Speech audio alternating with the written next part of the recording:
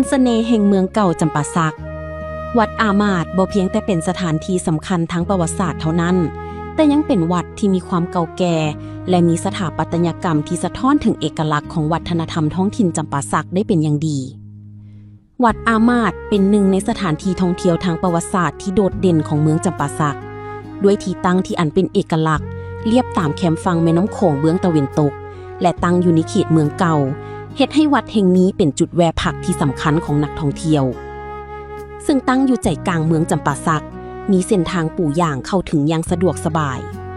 ระยะห่างจากนครปากสีประมาณ29 กิโลเมตรห่างจากแหล่งมรดกโลกวัดภูจำปาสักมาทางตะวันออกเฉียงเหนือเพียง 8.6 กิโลเมตรสถานที่แห่งนี้บ่เพียงแต่เป็นศูนย์รวมจิตใจของชาวเมืองจำปาสักเท่านั้นแต่ยังเป็นจุดที่นักท่องเที่ยวสามารถสัมผัสกับบรรยากาศวัฒนธรรมแบบดั้งเดิมและชมวิวทิวทัศน์แคมป์โขงที่งดงามไปพร้อมๆกันก่อนอื่นขอแสดงความนับถือหักแพงแด่ออกตนญาติโยมชาวพุทธศาสนิกชนทั้งหลาย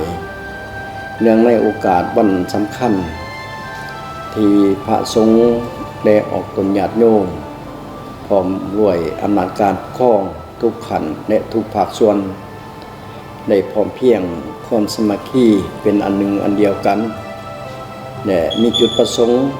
เพื่อสร้างพระธาตุรัตนมณีสีจำปาขึ้นที่วัดอามาตย์เมืองจำปาสักแข็งจำปาสักพระธาตุรัตนมณีสีจำปานี้ซึ่งมีความหมายและมีความสำคัญว่ารัตนะแปลว่าแก้ว3ประการก็คือคุณพระพุทธพระธรรมพระสงฆ์คุณพระพุทธพระธรรมพระสงฆ์นี้ซึ่งมีความหมายความสำคัญอยู่ในพระธาตุที่จะสร้างขึ้นนี้ความหมายหนึ่งแมนคุณพระพุทธหมายถึงจะไหลบรรจุพระพุทธรูปองค์ศักดิ์สิทธิ์พระองค์พระพุทธรูปที่เปเพ่เก่าแก่จะไหลเอานำประดิษฐานไว้ในพระธาตุหน่วยนี้อันนี้เพิ่นเอิ้นว่าคุณพระพุทธคุณพระธรรมหมายถึงจะได้นำเอาคัมภีร์ฎีกาหนังสือสูตรใบลานที่ขีดเขียนดิจนาด้วยเงินด้วยค่ำด้วยทองหรือด้วยไม้สอยสาต่างๆที่ขีดเขียนดิจนาป้าไว้ตามวัดป้าไว้ตามคัมภีร์หอไตต่างๆที่บ่สามารถจะปกปักรักษาไว้จะได้นำเอามาเข้าไว้ในพระธาตุหน่วยนี้อันนี้แม่นคุณพระธรรมคุณพระสงฆ์หมายถึงเอาอัฐิหรือเครื่องบริขารที่มีความสำคัญของพระสงฆ์เถระโดยเฉพาะในพระสงฆ์ที่อาวุโสที่มรณภาพจากโลกนี้ไปสู่ปรโลกเบื้องหน้าเพื่อจะลึกถึงบุญคุณของทานพระอาจารย์ที่ได้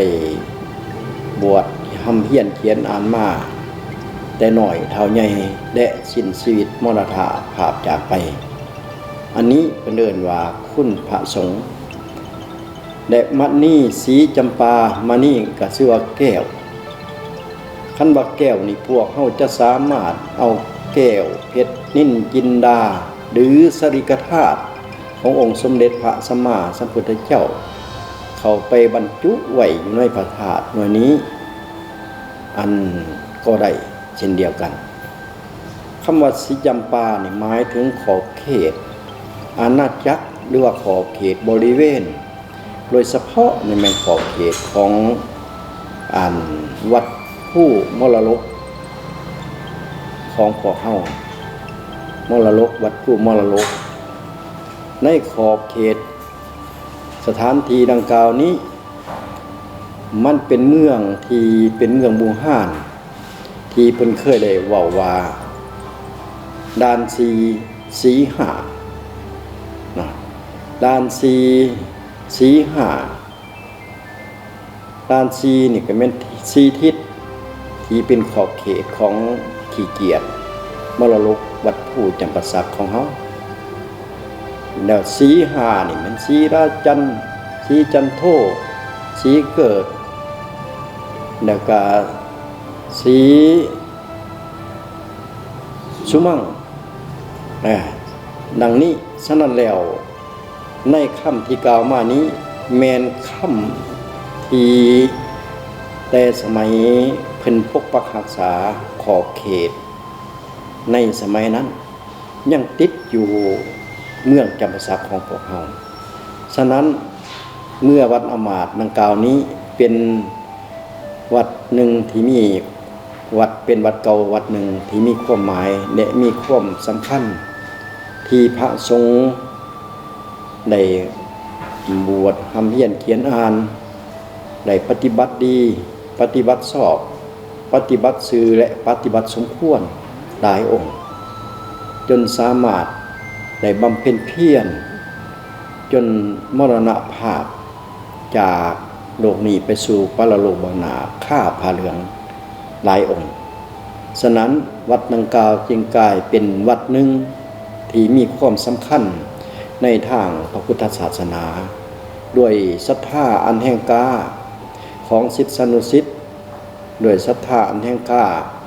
ของออกตนญาติโยมจากภายในและอยู่ต่างประเทศที่คิดเห็นความดีงามของคุณพระพุทธพระธรรมพระสงฆ์ดังที่กล่าวมาแล้วนั้นฉะนั้นจึงได้พร้อมเพียงเฮียงหน้ากันได้สร้างเจดีย์รัตนมณีสีจำปาลังกาวนี้ขึ้นเพื่อเป็นบอนประดิษฐานคุณพระพุทธพระธรรมพระสงฆ์และจะเป็นสถานที่ในอนาคตกลายเป็นบอนแหล่งท่องเที่ยวเป็นบอนกราบไหว้สักการะบูชาแห่งหนึ่งมีความสำคัญทางด้านประวัติศาสตร์พุทธศาสนาของพวกเขาฉะนั้นพวกเขาจึงพร้อมกันด้วยศรัทธาอันแห่งกล้าจึงได้พร้อมเพียงกันจะได้ก่อสร้างพระธาตุดังกล่าวนี้ฉะนั้นอาตมาขอเรียกร้องขอแผ่ศรัทธาถึงออกตนญาติโยมถึงพระสงฆ์ศิษยานุศิษย์ที่อยู่ไกลและอยู่ไกลจงได้พร้อมเพียงเฮียงหน้ากันไปประกอบส่วนโมทนากินท่านตามกำลังศรัทธาสร้างพระธาตุดังกล่าวนี้ด้วยศรัทธาของพวกเขาและขอแผ่ศรัทธาทุกท่านอะไรครับข่าวนี้แล้วก็ขอแผ่บอกข่าวเป่าเตือนไปยังผู้ที่บ่ทันฮู้ก็ให้รับรู้เมื่อรับรู้แล้วมีโอกาสมีเวลามีศรัทธาก็ขอให้มาประกอบชวนโมทนาหรือในอนาคตมากราบไหว้สักการะบูชาณสถานที่แห่งนี้ด้วยกันฉะนั้นอาตมาจึงขอข่าวในการบ้างศรีระดื้อพระธาตุรัตนมณีสีจำปาแด่ทุกท่านในโอกาสนี้เนาะ